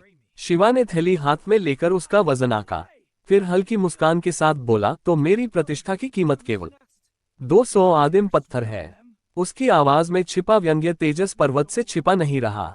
उसकी दृष्टि तुरंत कठोर हो गई। वह गंभीर स्वर में बोला, शिवा, इस बात पर मन में कोई रोष मत रखना। अभी तक मैं तुमसे विनम्रता से बात कर रहा था, लेकिन सच यह है कि मैं यहाँ एक दूत बनकर आया हूँ। इस प्रतियोगिता से दूर रहना कबीले के उच्च अधिकारियों का आदेश है। तुम इसके बारे में चाहे जो सोचो, यह एक आदेश है। मुझे आशा है कि तुम अपनी स्थिति को समझोगे। इतना कहकर वह मुड़ा और बर्फ पर गहरे पदचिह्न छोड़ता हुआ चला गया। शिवा शांत भाव से उसकी जाती हुई पीठ को देखता रहा। उसकी आंखों में समझ की हल्की चमक उभरी। सबसे अधिक लाभ पाने के लिए कबीले ने नदी निगल महाभेग दिव्य तत्व की घटना को वार्ता का एक दांव बना लिया है। आखिर वह पूरे नील पर्वत के लिए एक बड़ा खतरा था। उस दांव का प्रभाव समाप्त करने के लिए ही भालू कबीले ने भालू ली को मुझे चुनौती देने भेजा है। कबीले की दृष्टि में मैं केवल एक शतरंज का मोहरा हूँ। भालू ली भी और तेजस पर्वत भी सभी केवल मोहरे हैं। सबसे दुखद बात यह है कि ये लोग स्वयं ही मोहरा बनना स्वीकार करते हैं, बल्कि उसी पर गर्व भी करते हैं। कबीले का यह मानसिक संस्कार वास्तव में अत्यंत सफल रहा है, लेकिन शिवा स्वयं तो पहले से ही भालू ली से मुकाबला करने का इच्छुक नहीं था। जिसे लोग प्रतिष्ठा कहते थे, वह उसके लिए केवल दूसरों द्वारा दी गई क्षणिक प्रशंसा भर थी। इतिहास में यही अदृश्य बेड़ियां न जाने कितने वीरों और प्रतिभाशाली लोगों को बांध चुकी थीं। लेकिन उसके लिए उसमें खोने जैसा क्या था? शिवा हल्का सा मुस्कुराया। कम से कम तेजस पर्वत ने मुझे 200 आदिम पत्थर तो दे ही दिए। ये सोचकर उसके होठों पर एक मंद मुस्कान उभर आए। भालू ली ने उसे चुनौती क्यों दी? केवल इसलिए क्योंकि वह गांव का रक्षक कहलाता था। और तेजस पर्वत ने भालू ली को चुनौती क्यों दी थी? सिर्फ इसलिए क्योंकि वह नील पर्वत के सबसे शक्तिशाली व्यक्ति की प्रतिष्ठा बनाए रखना चाहता था। प्रतिष्ठा वास्तव में केवल एक चमकदार गाजर थी, जो अनगिनत लोगों को अपने पीछे दौड़ाती रही, असंख्य लोगों को कुचलती रही और न जाने कितनों को अपनी डोर से बांधकर नचाती रही। दुखद, कितना दुखद। बर्फ अब भी लगातार गिर रही थी। सफेद चादर में लिपटा रुद्रगढ़ निस्तब्ध खड़ा था। उसके चारों ओर लोग अपनी अपनी मंजिल की ओर भागे जा रहे थे। शिवा ने अपनी दृष्टि नीचे कर ली। उसकी गहरी काली आंखें आधी बिखरे बालों के पीछे छिप गईं। बर्फ से परावर्तित उजली रोशनी उसके पीले चेहरे पर पड़ रही थी। उस युवा चेहरे पर एक विचित्र शीतलता थी। अचानक वह हल्के से हंस पड़ा और धीमे स्वर में एक कविता गुनगुनाई। श्वेत हिम से ढकी धरा पर मैं अकेला गगन पथ चलता हूँ, बंधनहीन निस्संग स्वच्छंद अपनी परछाई संग ही पलता हूँ। इसके बाद उसने लंबे कदम बढ़ाए और आगे चल पड़ा। जहाँ दूसरे लोग भाग रहे थे, वहीं शिवा अकेला शांत गति से चल रहा था। उसके लिए कबीले के लोग, गिरती हुई बर्फ और पूरा रुद्रगढ़ सब केवल धुंधली पृष्ठभूमि मात्र थे। कुछ ही देर बाद वह अपने किराए के छोटे से घर पहुंच गया। बांस का मकान और मदिरालय वह बहुत पहले ही बेच चुका था। अब वह इसी साधारण किराए के घर में रहता था। उसे किसी वैभव की आवश्यकता नहीं थी, सिर्फ सिर छिपाने के लिए एक छत पर्याप्त थी। वह बिस्तर पर पद्मासन लगाकर बैठ गया और पुनः अपनी साधना में लीन हो गया। तो बात यह है, शिवा ने अपनी ठुड्डी पर हाथ फेरते हुए कहा, फिर शांत स्वर में सिर हिलाया। मदिरा कृमि बिक्री के लिए नहीं है, और यदि माय शांति वास्तव में इसे खरीदने के लिए इतनी दृढ़ है, तो वे उस दिव्य तत्व साधक को क्यों नहीं ढूंढती जिसने पहले वाला मदिरा कृमि खरीदा था। ये सुनते ही देवेंद्र नाथ ने गहरी सांस छोड़ी। उसका चेहरा मानो बादलों से ढक गया। समस्या यही है, हमें आज तक ये भी नहीं पता चल पाया कि वह मदिरा कृमि किस कबीले के सदस्य ने खरीदा था। उसके खरीदने के बाद से उसका कोई पता ही नहीं चला। हमने बहुत खोज की, लेकिन कुछ भी हाथ नहीं लगा, और हम किसी के चेतना सागर की जांच भी तो नहीं कर सकते। दिव्य तत्व साधकों के बीच ये सबसे बड़ा निषेध माना जाता है। सिर्फ एक मदिरा कृमि के लिए पूरे कबीले को नाराज करना उचित नहीं होगा। हाँ, जिसने भी उसे खरीदा है, उसका उसे छिपाकर रखना बिल्कुल स्वाभाविक है। आखिर वह भी तो एक दुर्लभ खजाना है। देवेंद्र नाथ को तनिक भी आभास नहीं था कि जिस व्यक्ति ने वह मदिरा कृमि खरीदा था, वह उसी के सामने बैठा हुआ था। उसने कभी शिवा पर संदेह भी नहीं किया। उसकी दृष्टि में शिवा के पास पहले से ही एक मदिरा कृमि था, फिर दूसरा खरीदने की आवश्यकता ही क्या थी। यदि उसे 4 स्वाद मदिरा कृमि की संयोजन विधि का ज्ञान होता, तो वह निश्चय ही शिवा पर संदेह करता। लेकिन फिलहाल उस रहस्य का एकमात्र स्वामी स्वयं शिवा था। जहां तक उस वास्तविक खरीदार की बात थी, सिर्फ महावीर सेठ ही जानता था कि खरीदारी शिवा ने की थी। लेकिन महावीर सेठ के लिए यह भी संभव था कि शिवा किसी अन्य व्यक्ति के लिए वह मदिरा कृमि खरीद रहा हो, चाहे कोई रिश्तेदार हो या कोई प्रिय व्यक्ति। ऐसी बातें असामान्य नहीं थीं। आखिर माय शांति भी तो अपनी पोती के लिए ही मदिरा कृमि खरीदना चाहती थी। जो भी हो, मदिरा कृमि के विषय में मैं किसी भी प्रकार की रियायत नहीं दूंगा। शिवा ने मन ही मन मुस्कुराते हुए निश्चय किया।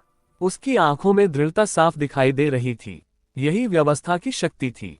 व्यवस्था किसी व्यक्ति को संरक्षण भी देती थी और उसी पर नियंत्रण भी रखती थी। माय शांति तृतीय स्तर की दिव्य तत्व साधिका थी।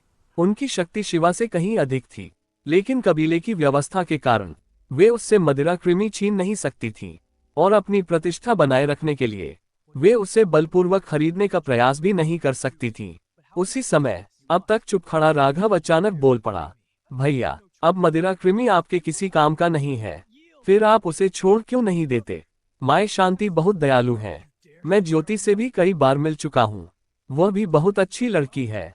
मुझे विश्वास है वह मदिरा कृमि की अच्छी देखभाल करेगी, और वह उसके लिए बहुत उपयोगी भी होगा। भलाई का उत्तर भलाई से देना चाहिए। आपने पूरे गांव को बचाया, इस बात से मुझे भी बहुत गर्व है। हमारे परिवार का सम्मान भी बढ़ा है। लेकिन अब आप इतनी जिद क्यों कर रहे हैं? क्या ये कुछ अधिक संकीर्ण सोच नहीं है? शिवा का चेहरा तुरंत ठंडा पड़ गया। उसने राघव की ओर सीधी दृष्टि से देखा, फिर बर्फ जैसे ठंडे स्वर में बोला, मेरे प्रिय छोटे भाई, क्या तुम मुझे उपदेश दे रहे हो? मदिरा कृमि मेरा है, चाहे वह मेरे पास सड़ जाए या मैं उसे नष्ट कर दूं। तुम्हें मुझे ये बताने का कोई अधिकार नहीं है कि मुझे क्या करना चाहिए। वह वास्तव में क्रोधित नहीं था, लेकिन उसका यह व्यवहार ही उसके मन का संदेश था। इसी प्रकार वह देवेंद्र नाथ को स्पष्ट बता रहा था कि उसका निर्णय बिल्कुल अटल है। देवेंद्र नाथ के मन में तुरंत विचार आया, लगता है शिवा किसी भी स्थिति में इनकार करेगा। राघव को साथ लाना मेरी सबसे बड़ी भूल थी। इन दोनों भाइयों के संबंध पहले से ही अच्छे नहीं हैं। मैंने स्वयं अपने पैर पर कुल्हाड़ी मार ली। उसने तुरंत राघव की ओर देखा। राघव, तुम बाहर जाकर थोड़ा घूमाओ, राघव कुछ और कहना चाहता था, लेकिन देवेंद्र नाथ के आदेश के सामने वह चुप हो गया। उसने दांत भींचे, फिर दरवाजे की ओर बढ़ते हुए बोला, भैया, इस विषय में मैं आपको कभी समझ नहीं पाऊंगा। शिवा का चेहरा बिल्कुल निर्विकार था। मुझे जो करना है उसे समझने की तुम्हें आवश्यकता नहीं है, राघव। राघव का हाथ क्षण भर के लिए दरवाजे पर रुक गया, लेकिन उसने पीछे मुड़कर नहीं देखा। वह बाहर निकल गया और जाते जाते जोर से दरवाजा बंद कर दिया। धड़ाम। कमरे का वातावरण पहले से भी अधिक भारी हो गया। कुछ क्षण बाद शिवा ने शांत स्वर में कहा, यदि और कोई बात नहीं है तो देवेंद्र नाथ, अब आप जा सकते हैं। हाँ हाँ, देवेंद्र नाथ ने असहज हंसी हंसकर वातावरण हल्का करने का प्रयास किया, लेकिन शिवा का चेहरा अब भी बर्फ की तरह शांत और कठोर था। उसके भावों में तनिक भी परिवर्तन नहीं आया। देवेंद्र नाथ का स्वभाव अत्यंत शांत था। वह नाराज नहीं हुआ। नाक सहलाते हुए उसने हल्की मुस्कान के साथ कहा, एक और बात है, ये नवपत्र जीवन दिव्य तत्व के बारे में नहीं, बल्कि जीवन पत्रों के बारे में है। शिवा ने तुरंत कहा, नवपत्र जीवन दिव्य तत्व बिक्री के लिए नहीं है। हाँ, देवेंद्र नाथ ने सिर हिलाया। मैं उसकी बात नहीं कर रहा। यह मेरे दल का निजी विषय है। मैं चाहता हूं कि आगे से तुम जो भी जीवन पत्र तैयार करो, उन्हें हमारे दल को बेचो। बदले में हम उचित मूल्य अवश्य देंगे। व्यापार की बात सुनते ही शिवा ने बिना देर किए उत्तर दिया, प्रत्येक जीवन पत्र 65 आदिम पत्थर। यह मूल्य सुनकर देवेंद्र नाथ कुछ क्षण के लिए बिल्कुल निरुत्तर रह गया। सामान्य बाजार में कबीला स्वयं एक जीवन पत्र 55 आदिम पत्थरों में बेचता था। यद्यपि जीवन पत्र प्रथम स्तर का एक बार उपयोग होने वाला दिव्य तत्व था, लेकिन संकट के समय वही जीवन बचा सकता था, इसलिए उसकी मांग हमेशा बनी रहती थी। अब जबकि भेड़िया प्रलय निकट था, कबीले ने स्वयं उसकी कीमत बढ़ाकर 60 आदिम पत्थर कर दी थी। वास्तव में सिर्फ जीवन पत्र ही नहीं, लगभग हर संसाधन महंगा होता जा रहा था। ऐसे समय में यही स्वाभाविक था, लेकिन देवेंद्र नाथ ने कभी नहीं सोचा था कि शिवा की कीमत कबीले से भी अधिक होगी। कीमत ज्यादा लग रही है, शिवा ने शांत स्वर में कहा। तो मत खरीदिए, लेकिन जहां तक मुझे पता है, भेड़िया प्रलय शुरू होने के बाद कबीला संसाधनों पर और भी कड़ा नियंत्रण लगाएगा। तब जीवन पत्रों की मांग आपूर्ति से कहीं अधिक होगी, कीमतें फिर से बढ़ेंगी। संभव है तब पर्याप्त मात्रा में उपलब्ध भी न हो। अब आप स्वयं विचार कीजिए। देवेंद्र नाथ कुछ देर तक मौन रहा, फिर असहाय मुस्कान के साथ बोला, तुम परिस्थितियों को बहुत अच्छी तरह समझते हो, लेकिन तुम्हारी यह कीमत कुछ अधिक कठोर है। क्या तुम्हें लोगों को नाराज करने का भय नहीं? यदि तुम कीमत कम रखो तो इस अवसर पर लोगों से अच्छे संबंध बना सकते हो, लेकिन इस प्रकार अधिक लाभ कमाओगे तो कबीले के लोग मन ही मन तुमसे द्वेष रखने लगेंगे। शिवा ने सिर उठाकर हल्की हंसी हंसी। भेड़िया प्रलय सामने है, मैं तो केवल एक साधारण व्यक्ति हूँ। किस दिन मर जाऊं कोई नहीं जानता। ऐसी छोटी छोटी बातों की चिंता करने का समय कहाँ है? देवेंद्र नाथ ने गंभीर दृष्टि से उसकी ओर देखा। तुम अब साधारण व्यक्ति नहीं रहे, और मनुष्यों के संबंध भी छोटी बात नहीं होते। कुछ क्षण बाद उसने सिर हिलाया, लेकिन हर व्यक्ति अपने विचारों और अपने निर्णयों के साथ जीता है। मैं तुम्हें बाध्य नहीं करूंगा, फिर भी सावधान रहना। माय शांति इतनी आसानी से हार नहीं मानेंगी। अच्छा, अब चलता हूँ। इस बार उसने जीवन पत्र खरीदने की बात फिर नहीं उठाई। शिवा द्वारा मांगी गई कीमत ने उसे पीछे हटने पर विवश कर दिया था।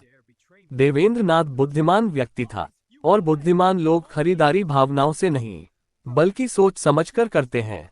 उनके मन में हर वस्तु का एक निश्चित मूल्य होता है। यदि कीमत उस सीमा से अधिक हो जाए तो वे बिना किसी हिचकिचाहट के पीछे हट जाते हैं। शिवा ने केवल 5 आदिम पत्थर ही तो बढ़ाए थे, लेकिन देवेंद्र नाथ केवल एक जीवन पत्र नहीं खरीदने वाला था। पूरा भेड़िया प्रलय कम से कम 1 वर्ष तक चलने वाला था। इतने लंबे समय में उसे असंख्य जीवन पत्रों की आवश्यकता पड़ती, और 5-5 आदिम पत्थरों का अंतर अंततः बहुत बड़ा खर्च बन जाता। सलाह के लिए धन्यवाद। अपना ध्यान रखिए। मैं आपको विदा करने बाहर नहीं आऊंगा, शिवा ने शांत स्वर में कहा और उसे जाते हुए देखता रहा। लेकिन उसके मन में पूरा विश्वास था कि देवेंद्र नाथ अवश्य वापस आएगा, क्योंकि उसने अभी तक भेड़िया प्रलय की वास्तविक भयावहता को बहुत कम आंका था। शिवा को अपने पिछले जीवन की स्पष्ट स्मृतियां थीं। जब भेड़िया प्रलय अपने चरम पर पहुंचा था, तब एक साधारण जीवन पत्र की कीमत 100 आदिम पत्थरों से भी अधिक हो गई थी। बेशक वह स्थिति युद्ध के सबसे भीषण चरण में आई थी। अभी शिवा केवल समय के साथ तालमेल बिठाते हुए धीरे धीरे कीमत बढ़ाना चाहता था। समय बीतता गया। सर्दियों की हवा पहले से भी अधिक ठंडी और अधिक तीखी होती चली गई। उस वर्ष की सर्दियां नील पर्वत के तीनों कबीलों के लिए पिछले वर्षों की तुलना में कहीं अधिक कठोर थीं। यदि केवल रुद्रगढ़ की ही बात करें तो गांव के आसपास दिखाई देने वाले अपंग बिजली भेड़ियों की संख्या दिन प्रतिदिन बढ़ती जा रही थी। कबीले ने बड़ी संख्या में नए अभियान जारी कर दिए थे। उनमें से लगभग सभी का उद्देश्य एक ही था, अपंग बिजली भेड़ियों का सफाया। दिसंबर आते आते इन अपंग भेड़ियों की संख्या अपने चरम पर पहुंच गई। स्थिति इतनी तेजी से बिगड़ी कि पूरा क्षेत्र संकट में डूब गया। एक बार तो पहाड़ की तलहटी में बसे एक छोटे से गांव पर भेड़ियों के एक विशाल झुंड ने हमला कर दिया। पूरा गांव लगभग नष्ट हो गया। सौभाग्य से वहां तैनात लगभग 1 दर्जन दिव्य तत्व साधक समय रहते सुरक्षित लौट आए। ये समाचार सुनकर कबीले के उच्च अधिकारियों ने राहत की सांस ली। यदि किसी दिव्य तत्व साधक की मृत्यु हो जाती तो वे आधे दिन तक उसके लिए शोक मनाते, लेकिन जहां तक सामान्य मनुष्यों का प्रश्न था, वे उनकी दृष्टि में केवल सेवक मात्र थे। यदि वे मर भी जाएं, तो कोई विशेष अंतर नहीं पड़ता था। इस संसार में मानव अधिकार जैसी कोई अवधारणा नहीं थी।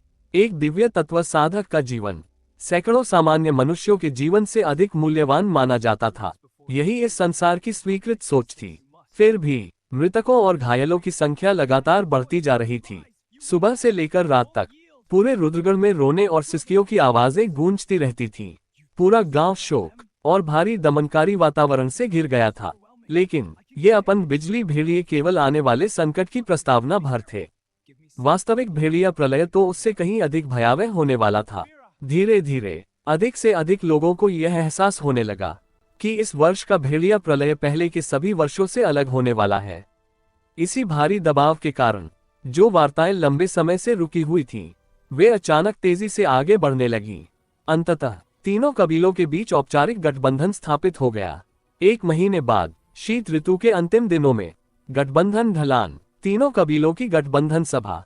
आकाश से रुई जैसे मुलायम बर्फ के फाहे धीरे धीरे गिर रहे थे। उस विशाल स्थान पर सैकड़ों नहीं बल्कि हजारों दिव्य तत्व साधक एकत्रित थे।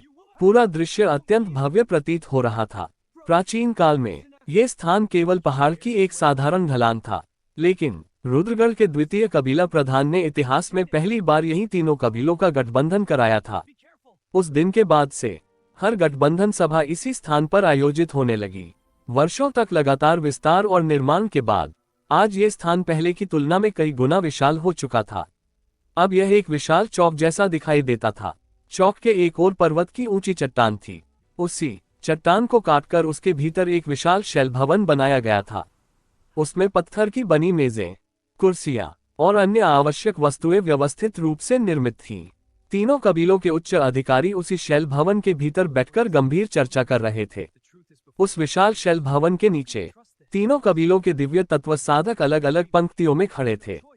3 विशाल दल स्पष्ट दिखाई दे रहे थे। सभी ने लगभग एक जैसे युद्ध वस्त्र पहन रखे थे। कमर पर बंधी अलग अलग रंगों की पेटियों से उनके साधना स्तर की पहचान की जा सकती थी। शिवा भी उन्हीं के बीच शांत भाव से खड़ा था। वह बिना किसी भाव के पूरे वातावरण का निरीक्षण कर रहा था। उसके सामने खड़े अधिकांश दिव्य तत्व साधक द्वितीय स्तर के थे। प्रथम स्तर के अधिकांश साधकों को पीछे सहायता कार्यों के लिए नियुक्त किया गया था। वास्तविक युद्ध बल द्वितीय स्तर के साधक ही थे। जहां तक तृतीय स्तर के साधकों का प्रश्न था, वे सभी कबीले के वरिष्ठ थे। रुद्रगढ़ जैसे मध्यम आकार के कबीले में कई पीढ़ियों की मेहनत के बाद भी ऐसे वरिष्ठों की संख्या मुश्किल से 20 से कुछ अधिक ही थी। शिवा सबको ध्यान से देख रहा था। उसी समय अन्य दिव्य तत्व साधक भी एक दूसरे का निरीक्षण कर रहे थे। अनगिनत दृष्टियां हवा में टकरा रही थीं। कहीं घृणा थी, कहीं जिज्ञासा, तो कहीं गहरी सतर्कता। रुद्रगढ़ के अधिकांश दिव्य तत्व साधकों का शरीर अपेक्षाकृत दुबला पतला था।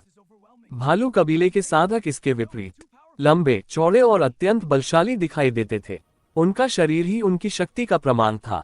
वहीं वीरगढ़ के दिव्य तत्व साधकों की त्वचा असाधारण रूप से गोरी थी।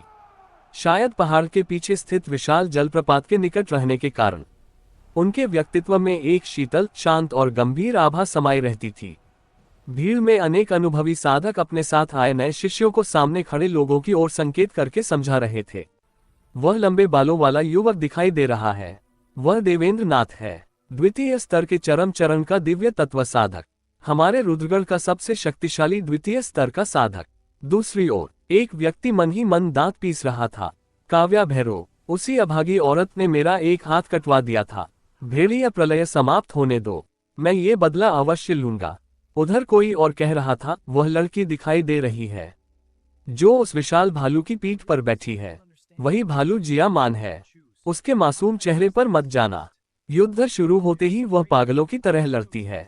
एक अन्य वरिष्ठ ने दूर खड़ी एक मोटी गोरी युवती की ओर इशारा किया। उसे देख रहे हो, वह वीरगढ़ की श्वेता है, द्वितीय स्तर के उच्च चरण की दिव्य तत्व साधिका। उसके पास जल वराह दिव्य तत्व है। उसका स्वभाव अत्यंत उच्छृंखल है और वह पुरुषों को अपने आकर्षण में फंसाने के लिए कुख्यात है। तुम नए लोग उससे सावधान रहना। तीनों कबीलों के बीच की शत्रुता और वर्षों पुराने वैर इतने गहरे थे कि उन्हें मिटाना असंभव प्रतीत होता था। धीरे धीरे गठबंधन ढलान का वातावरण और भी अधिक शोरगुल से भर गया। हर ओर चर्चाएं चल रही थीं। अनुभवी दिव्य तत्व साधक लगातार अपने कनिष्ठों को अन्य दोनों कबीलों के शक्तिशाली लोगों की पहचान करा रहे थे और उन्हें पहले से सावधान रहने की चेतावनी दे रहे थे। परंपरागत प्रभुत्व रखने वाला रुद्रगढ़, तेजी से उभरता हुआ वीरगढ़ और वह भालू कबीला जिसे कभी हल्के में नहीं आंका जा सकता। शिवा भीड़ के बीच शांत भाव से खड़ा था। उसकी दृष्टि धीरे धीरे पूरे मैदान पर घूम रही थी। वह उपस्थित प्रत्येक व्यक्ति का सावधानी से निरीक्षण कर रहा था। रुद्रगढ़ की ओर देवेंद्र नाथ, तेजस पर्वत और काव्या भैरव जैसे उत्कृष्ट द्वितीय स्तर के दिव्य तत्व साधक उपस्थित थे। उसी प्रकार भालू कबीले और वीरगढ़ के पास भी अपने अपने श्रेष्ठ द्वितीय स्तर के साधक थे। यदि ऊपर शैल भवन में बैठे तीनों कबीला प्रधानों और वरिष्ठों को भी जोड़ दिया जाए तो आज गठबंधन ढलान वास्तव में प्रतिभाशाली योद्धाओं से भरा हुआ था। आखिर ईशान कहाँ है, वही व्यक्ति जो वीरगढ़ के उदय का प्रतीक बनने वाला है। शिवा ने मन ही मन सोचा, लेकिन तुरंत ही स्वयं उत्तर भी दे दिया। ईशान अब तृतीय स्तर का दिव्य तत्व साधक है, इसलिए वह द्वितीय स्तर के साधकों के बीच नहीं होगा। उसने ऊपर बने शैल भवन की ओर भी देखा, वहां भी नहीं। धीरे धीरे पूरे मैदान की चर्चाओं का केंद्र केवल एक ही नाम बन गया, ईशान। यद्यपि वह स्वयं सभा में उपस्थित नहीं था, फिर भी उसकी ख्याति ने शैल भवन के नीचे खड़े सभी दिव्य तत्व साधकों की चमक को दबा दिया था। कोई कह रहा था, मुझे याद है 3 वर्ष पहले भी इसी गठबंधन ढलान पर सबसे पहले आगे बढ़कर दिव्य तत्व प्रतियोगिता शुरू करने वाला ईशान ही था। सिर्फ 3 वर्षों में वह तृतीय स्तर का वरिष्ठ बन गया, सोचकर ही रोंगटे खड़े हो जाते हैं। दूसरा बोला, उसकी प्रगति तो मानो एक ही छलांग में आकाश छू गई। जब वह द्वितीय स्तर पर था तब उसने भालू कबीले के एक वरिष्ठ को भी पराजित कर दिया था। उसका भविष्य अत्यंत उज्जवल है। तीसरा व्यक्ति बोला, सबसे महत्वपूर्ण बात यह है कि अब वह पूरी तरह विकसित हो चुका है। यदि यही गति रही तो वह भविष्य में चतुर्थ स्तर और संभव है 5वें स्तर तक भी पहुंच जाए, शायद षष्ठ स्तर भी। उसकी बात पूरी होने से पहले कोई हंस पड़ा। 5वां स्तर अभी भी नश्वर होता है, लेकिन षष्ठ स्तर वह तो अमर कहलाता है। 5वें स्तर तक पहुंचना ही असाधारण उपलब्धि है और तुम लोग सीधे षष्ठ स्तर की बातें कर रहे हो। तुम लोग उसे कुछ ज्यादा ही बड़ा चढ़ाकर देख रहे हो। एक अन्य व्यक्ति मुस्कुराया, ऐसा भी नहीं है। भविष्य किसने देखा है, कौन जानता है आगे क्या होगा। इसी चर्चा के बीच ऊपर शैल भवन में बैठे तीनों कबीला प्रधान एक साथ खड़े हो गए। उन्होंने नीचे उपस्थित हजारों दिव्य तत्व साधकों की ओर दृष्टि डाली। बीच में रुद्रगढ़ के कबीला प्रधान रघुनाथ प्रधान खड़े थे।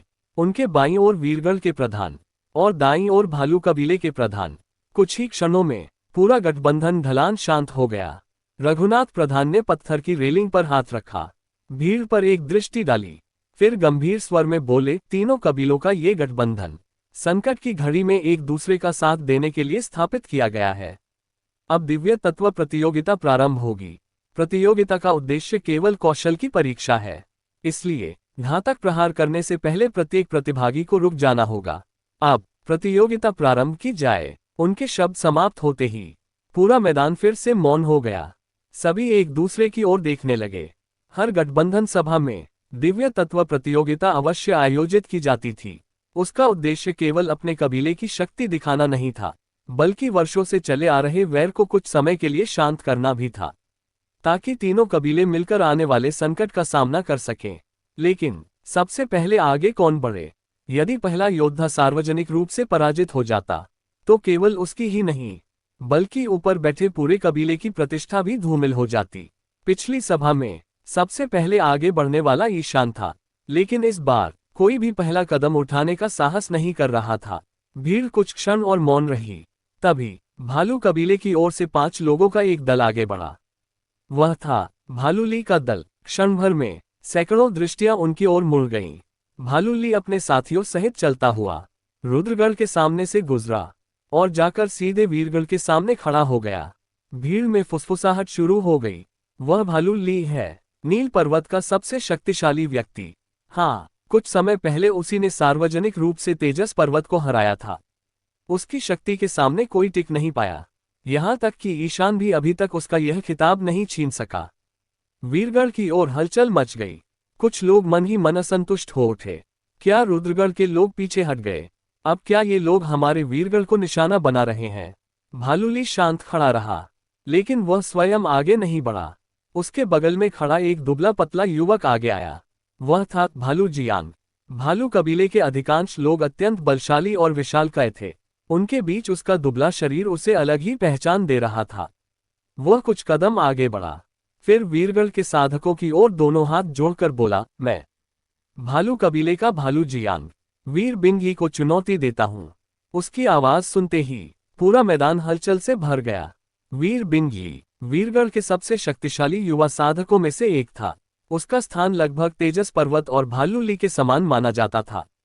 ईशान के बाद वह वीरगढ़ का सबसे प्रतिभाशाली द्वितीय स्तर का साधक था। ऐसे व्यक्ति को चुनौती देना स्पष्ट रूप से स्वयं से अधिक शक्तिशाली प्रतिद्वंद्वी को ललकारना था।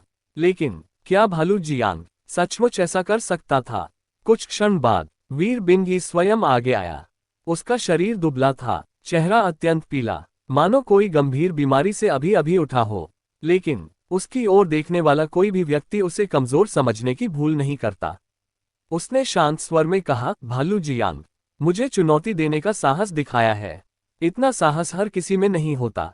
बताओ, प्रतियोगिता किस प्रकार होगी? मैं स्वीकार करता हूँ। भालू जियांग के होठों पर हल्की मुस्कान उभरी। मैं रक्षा में निपुण हूँ और तुम आक्रमण में, तो ऐसा करते हैं। मैं केवल रक्षा करूंगा। तुम लगातार 3 बार मुझ पर आक्रमण करना, फिर देखते हैं परिणाम क्या निकलता है। यह कोई जीवन मरण का युद्ध नहीं था, सिर्फ मित्रतापूर्ण प्रतियोगिता थी। लेकिन भालू जियांग का इतना आत्मविश्वास देखकर चारों ओर खड़े लोग आपस में धीमे स्वर में चर्चा करने लगे। वीर बिंगी ने भौहें उठाईं। भालू जियांग, तुम चाहे कोई भी दिव्य तत्व प्रयोग करो, लेकिन तुम अभी भी केवल द्वितीय स्तर के साधक हो। तुम्हारी साधना वहीं तक सीमित है। क्या तुम्हें सचमुच विश्वास है कि तुम मेरे जल भेदी दिव्य तत्व को रोक लोगे? यदि तुम्हें गंभीर चोट लग गई तो बाद में शिकायत मत करना। भालू जियांग हंस पड़ा। कोशिश किए बिना कैसे पता चलेगा? आओ। इतना कहते ही उसने अपने चेतना सागर के भीतर स्थित दिव्य तत्व को सक्रिय कर दिया। क्षण भर में उसके पूरे शरीर का रंग बदलने लगा। त्वचा सूखकर मुरझाई हुई लकड़ी जैसी हरी पड़ गई। उसके दांत लंबे और नुकीले हो गए। 4 तीखे दांत होठों के बाहर तक निकल आए, यहां तक कि उसकी आंखों की पुतलियां भी हरे रंग की हो गईं। ये था द्वितीय स्तर का भ्रमणशील ज़ॉम्बी दिव्य तत्व। इसके सक्रिय होते ही साधक का शरीर जीवित शव जैसा बन जाता था। सामान्य मनुष्यों की तुलना में ऐसे शरीर पर प्रहारों का प्रभाव बहुत कम पड़ता था। उसकी पुनर्जीवन क्षमता भी कहीं अधिक होती थी, लेकिन उसकी कमजोरी भी स्पष्ट थी। अग्नि, बिजली और तेज प्रकाश उसके लिए सबसे घातक थे। हालांकि जल, वायु और विष के विरुद्ध उसकी सहन शक्ति सामान्य लोगों से कहीं अधिक थी। एक और कमी भी थी। दिन के समय, विशेषकर सूर्य के प्रकाश में, ज़ॉम्बी रूप अपनी पूरी शक्ति का प्रदर्शन नहीं कर पाता था। रात्रि उसके लिए कहीं अधिक अनुकूल होती थी। लेकिन वीर बिंगी तनिक भी विचलित नहीं हुआ। वह ठंडी हंसी हंसते हुए बोला, फिर भी मैं भयभीत नहीं हूँ। उसने अपना दायां हाथ ऊपर उठाया। सभी की निगाहें उसी पर टिक गईं। उसने अपनी 5 उंगलियां कसकर मुट्ठी में भींच ली। पहले उसकी उंगलियों के बीच एक छोटी सी जल बूंद प्रकट हुई। अगले ही क्षण वह बूंद तेजी से फैलने लगी। वह एक घूमती हुई जलधारा में बदल गई, जो उसकी हथेली के चारों ओर सर्पिल आकार में घूमने लगी। सिर्फ 2 सांसों के भीतर उसकी पूरी मुट्ठी हल्के नीले रंग की तीव्र गति से घूमती जलभेदी शक्ति से ढक गई। द्वितीय स्तर का जलभेदी दिव्य तत्व। उसकी भेदन शक्ति इतनी प्रबल थी कि वह चट्टानों और इस्पात तक को आर पार भेद सकती थी। द्वितीय स्तर के बहुत कम दिव्य तत्व ऐसे थे जो उसके आक्रमण को रोक सकते थे। मेरा प्रहार सह कर दिखाओ। वीर बिंग ही हल्का सा खांसा और अपनी मुट्ठी आगे बढ़ा दी। भालू जियांग ने तुरंत दोनों भुजाएं सामने लाकर उन्हें ढाल की तरह क्रॉस कर लिया। अगले ही क्षण घूमती हुई जलभेदी दिव्य तत्व की शक्ति उसकी भुजाओं से टकराए। धड़ाम, चारों ओर पानी की बूंदें बिखर गईं। कुछ क्षणों तक दोनों एक दूसरे के सामने अडिग खड़े रहे। फिर अचानक जलभेदी शक्ति का घूर्णन और भी तीव्र हो गया।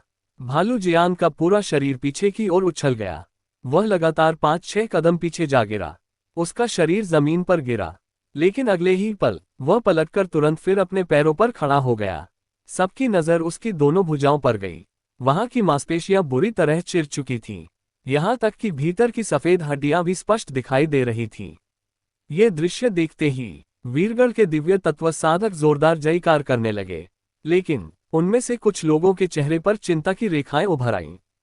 हे हे हे, भालू जियांग धीमे स्वर में हंसा। उसने अपनी चोटों की ओर मानो ध्यान ही नहीं दिया। ज़ॉम्बी रूप धारण करने के बाद उसकी पीड़ा महसूस करने की क्षमता लगभग समाप्त हो चुकी थी। उधर वीर बिंग ही वहीं स्थिर खड़ा रहा, लेकिन अगले ही क्षण उसका पीला चेहरा अचानक और अधिक फीका पड़ गया। पफ, उसके मुंह से रक्त की एक धार बाहर निकल आई। वीरगढ़ के साधकों की जयकार उसी क्षण थम गई। क्या हुआ? किसी ने विस्मय से चिल्लाकर पूछा। वीर बिंग ही ने नीचे जमीन की ओर गहरी नजर डाली। उसकी दृष्टि बर्फ पर पड़ी एक विचित्र छाया पर टिक गई। भालू जियांग की छाया अस्वाभाविक रूप से मुड़ी हुई थी, और उसी छाया का एक सिरा बढ़कर वीर बिंगी की छाया से जुड़ गया था। उसने गंभीर स्वर में कहा, छाया बंधन दिव्य तत्व। भालू जियांग शांत भाव से बोला, लगता है इस बार जीत मेरी हुई, भाई वीर। छाया बंधन दिव्य तत्व के प्रभाव से मुझे जितनी भी चोट पहुंचती है उसका 10% भाग तुम्हें भी सहना पड़ता है। मैं रक्षा में विशेषज्ञ हूँ, लेकिन तुम केवल आक्रमण में निपुण हो, और तुम्हारा शरीर भी बहुत दुर्बल है। ऐसी स्थिति में सिर्फ 10% क्षति भी तुम्हारे लिए घातक सिद्ध हो सकती है। वीर बिंगी ने अपने होठों पर लगा रक्त पोंछा। कुछ क्षण तक वह भालू जियांग को देखता रहा, फिर हल्की मुस्कान के साथ बोला, अच्छा, बहुत अच्छा, तुमने सचमुच उत्कृष्ट योजना बनाई थी। मैं हार मानता हूँ। उसने वहीं तत्काल अपनी पराजय स्वीकार कर ली। ये सुनते ही वीरगढ़ के साधकों में फिर हलचल मच गई। कितनी धूर्त चाल थी, वाकई बहुत चालाक निकला। किसने सोचा था कि उसके पास छाया बंधन दिव्य तत्व भी होगा। वीर बिंगी तो पूरी तरह उसकी योजना में फंस गया। चारों ओर धीमी चर्चाएं शुरू हो गईं। भालू जियांग ने दोनों हाथ जोड़कर कहा, आप सब मेरी अधिक प्रशंसा कर रहे हैं। यदि यह वास्तव में जीवन मरण का युद्ध होता तो अंततः विजेता भाई वीर ही होते। छाया बंधन दिव्य तत्व की सीमा बहुत छोटी है। ये केवल निकट दूरी पर लड़ने वाले साधकों के विरुद्ध ही प्रभावी है। आने वाले भेड़िया प्रलय में आशा है भाई वीर मेरा ध्यान रखेंगे। वीर बिंगी के चेहरे की कठोरता कुछ कम हो गई। उसने सिर हिलाया, निश्चय ही। ये सुनकर वीरगढ़ के साधक भी धीरे धीरे शांत हो गए। ऊपर शैल भवन में बैठे तीनों कबीलों के उच्च अधिकारी पूरा दृश्य ध्यान से देख रहे थे। उन्होंने संतोष से सिर हिलाया। आखिर दिव्य तत्व प्रतियोगिता का उद्देश्य एक दूसरे का वध करना नहीं था। भालू जियांग ने अपनी एक गुप्त शक्ति सबके सामने प्रकट की थी। इससे तीनों कबीलों के बीच विश्वास भी बढ़ेगा और एक दूसरे की क्षमता का बेहतर ज्ञान भी होगा। चाहे भालू जियांग का व्यवहार हो या वीर बिंग यी का, दोनों ने अत्यंत परिपक्वता दिखाई थी। यद्यपि वीरगढ़ के साधकों ने खुलकर कुछ नहीं कहा, लेकिन उनके मन में भालू जियांग के प्रति सम्मान अवश्य उत्पन्न हो गया था। आखिर शक्ति का सम्मान हर कोई करता है। ऊपर खड़े रघुनाथ प्रधान ने हल्की मुस्कान के साथ कहा, भालू ली के दल ने प्रतियोगिता की अच्छी शुरुआत की है। उनके पास खड़े भालू कबीले के प्रधान मुस्कुरा उठे। भालू जियांग ने उनका मान रख लिया था। दूसरी ओर वीरगढ़ के प्रधान का चेहरा अब भी गंभीर बना हुआ था। लेकिन भालू ली का दल यहीं नहीं रुका। पांचों साधक वीरगढ़ से निकलकर सीधे रुद्रगढ़ की ओर बढ़ गए। भीड़ में फिर हलचल फैल गई। क्या वीरगढ़ को चुनौती देने के बाद अब ये लोग रुद्रगढ़ को चुनौती देंगे? अचानक किसी ने ऊंची आवाज में कहा, रुको। इस बार स्वयं भालू ली आगे बढ़ रहा है। क्षण भर में रुद्रगढ़ के अनेक साधकों के चेहरे गंभीर हो गए। असंख्य निगाहें देवेंद्र नाथ, तेजस पर्वत और काव्या भैरव की ओर उठ गईं। सबको लगा भालू ली इन्हीं तीनों में से किसी को चुनौती देगा। लेकिन भालू ली ने ऊंचे स्वर में पुकारा, शिवा कौन है? कृपया आगे आए। सुना है तुमने अकेले ही नदी निगल महाभेग दिव्य तत्व को पीछे हटाया था। क्यों न हम दोनों शक्ति की एक प्रतियोगिता करें? उसके शब्द सुनते ही पूरा मैदान विस्फोट की तरह गूंज उठा। स्वयं भालू ली आगे आया था, लेकिन उसने न देवेंद्र नाथ को चुनौती दी, न तेजस पर्वत को और न ही काव्या भैरव को। उसने तो सीधे एक नए युवा साधक का नाम पुकारा था, शिवा। ये शिवा कौन है? दूसरे कबीलों के अनेक साधकों ने ये नाम पहली बार सुना था। क्या कहा? उसने अकेले नदी निगल महाभेग दिव्य तत्व को भगा दिया था। वह तो 5वें स्तर का दिव्य तत्व है। क्या ये सच है? चारों ओर आश्चर्य और जिज्ञासा से भरी निगाहें घूमने लगीं। रुद्रगढ़ के साधकों ने स्वयं आगे बढ़कर बीच में रास्ता बना दिया, और उस भीड़ के बीच शांत खड़ा शिवा सबकी दृष्टि में आ गया। अब दोनों के बीच कोई अवरोध नहीं था। भालू ली और शिवा सीधे एक दूसरे की आंखों में देख रहे थे। भालू ली के होठों पर हल्की मुस्कान उभरी।